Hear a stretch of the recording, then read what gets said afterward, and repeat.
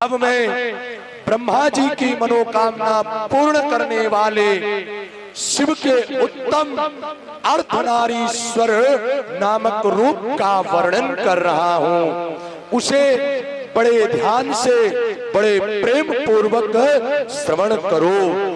कहते हैं ब्रह्मा के द्वारा यह पूरे सृष्टि की रचना हुई। समस्त प्रजाओं का जब विस्तार हुआ तब ब्रह्मा जी उस दुख से व्याकुल हो, चिंतित हो गए। तब आकाशवाणी हुई कि आप मैथुनी सृष्टि करें। यह सुनकर ब्रह्मा मैथुनी सृष्टि करने का निश्चय किया। उस समय शिव जी से स्त्रियां उत्पन्न नहीं हुई थी। ब्रह्मा जी मैथुनी सृष्टि करने में समर्थ नहीं हो सके। सब कुछ करने में समर्थ हुए मगर इस सृष्टि को ब्रह्मा जी न कर सके। तब शिव के प्रभाव के बिना इन प्रजाओं की वृद्धि हो नहीं सकती।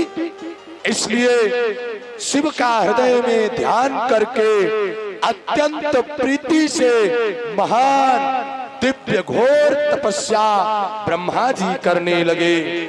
थोड़े ही समय में भगवान शिव देवाधिदेव महादेव प्रसन्न हो गए और उसके पश्चात भगवान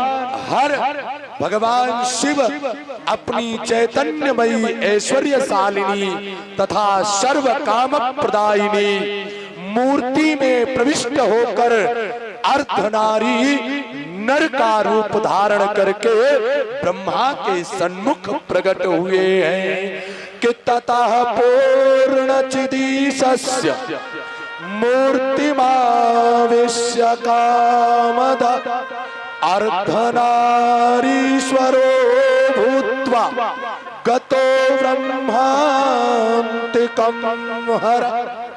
जैसे ही प्रभु अर्धनारीश्वर रूप में प्रकट होकर ब्रह्मा जी परम शक्ति से संपन्न उन भगवान शिव परमेश्वर को देखकर दंडवत प्रणाम कर हाथ जोड़े हुए उनकी स्तुति करने लगे।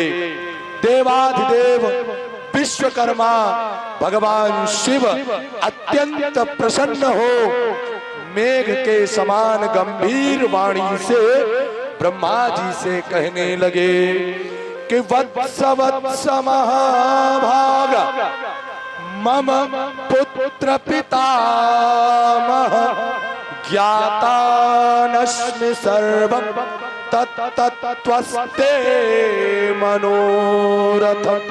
हे वत्स, हे पुत्र, हे तात, मेरे पुत्र पितामह, मैं तुम्हारे समस्त मनोरथों को यथार्थ रूप में जान गया हूँ।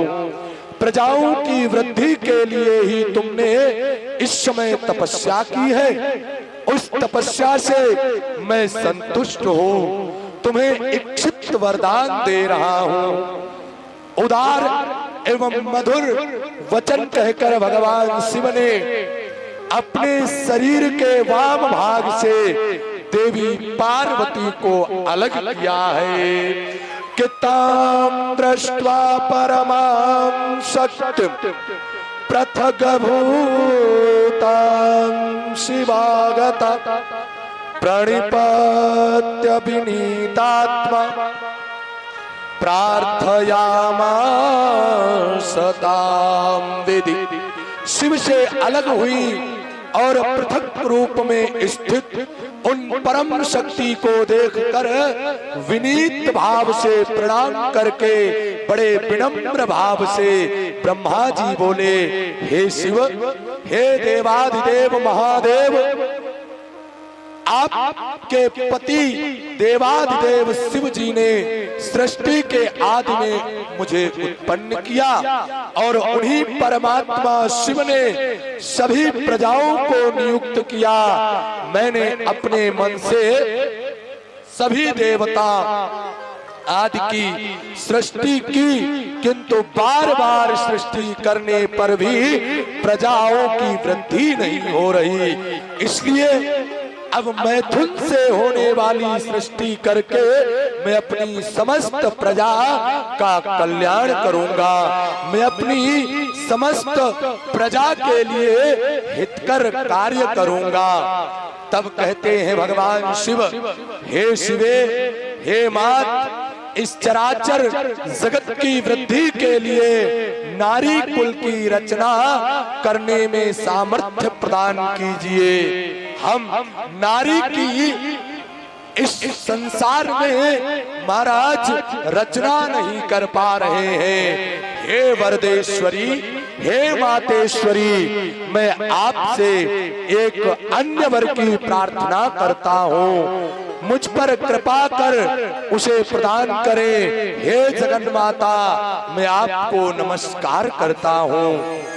इस चराचर जगत की वृद्धि के लिए आपने एक सर्व समर्थ रूप से मेरे पुत्र दक्ष की कन्या के रूप में अवतरित है, इसलिए ब्रह्मा जी द्वारा इस प्रकार याचना करने पर ऐसा ही होगा, यह वचन कहकर माँ भगवती, माँ पार्वती महाराज वहां से अंतर्ध्यान हुई है।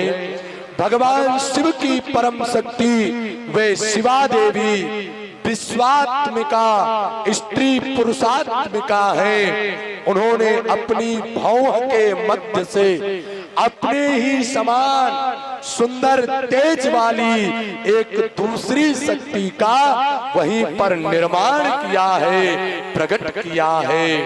उस शक्ति को देखकर देवताओं में श्रेष्ठ कृपा सिंधु लीलाकारी भगवान शिव हंसते हुए उन जगन माता पार्वती से कहने लगे कि तपसाराधिता देवी ब्राह्मणा परमेष्ठिन प्रसन्ना भवसो प्रीत्या कुरुतस्याखिलेप्सितम्। हे देवी, हे परमेश्वरी, ब्रह्मा ने तपस्या के द्वारा आपकी आराधना की है, अतः आप प्रसन्न हो जाइए और प्रेम पूर्वक उनके सारे मनोरथों को पूर्ण कीजिए। तब उन देवी ने परमेश्वर शिव जी की सुंदर शिरोधार्य करके ब्रह्मा जी के प्रार्थना अनुसार दक्ष पुत्री होना स्वीकार किया है। तब वही भगवती दक्ष के यहाँ स्त्री रूप को लेना स्वीकार किया है।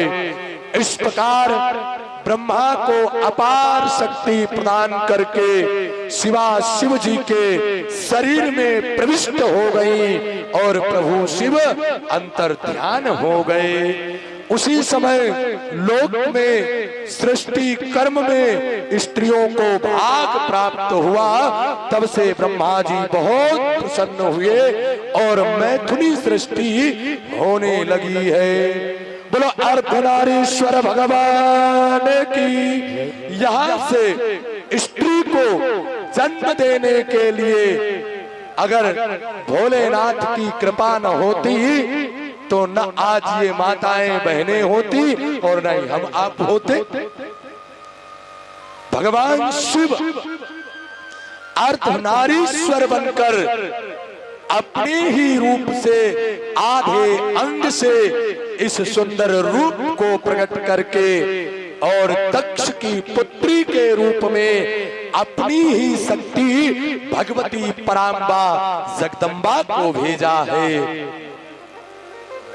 कहते हैं ब्रह्मदेव जो इस निष्पाप कथा को निष्कपट होकर पढ़ता एवं भक्तों को श्रवण कराता है, वह भक्त सभी सुखों को भोग कर सुंदर भगवान के परम पद को प्राप्त करता है। भगवान के मंगलमय दिव्य परम रूप को प्राप्त करता है।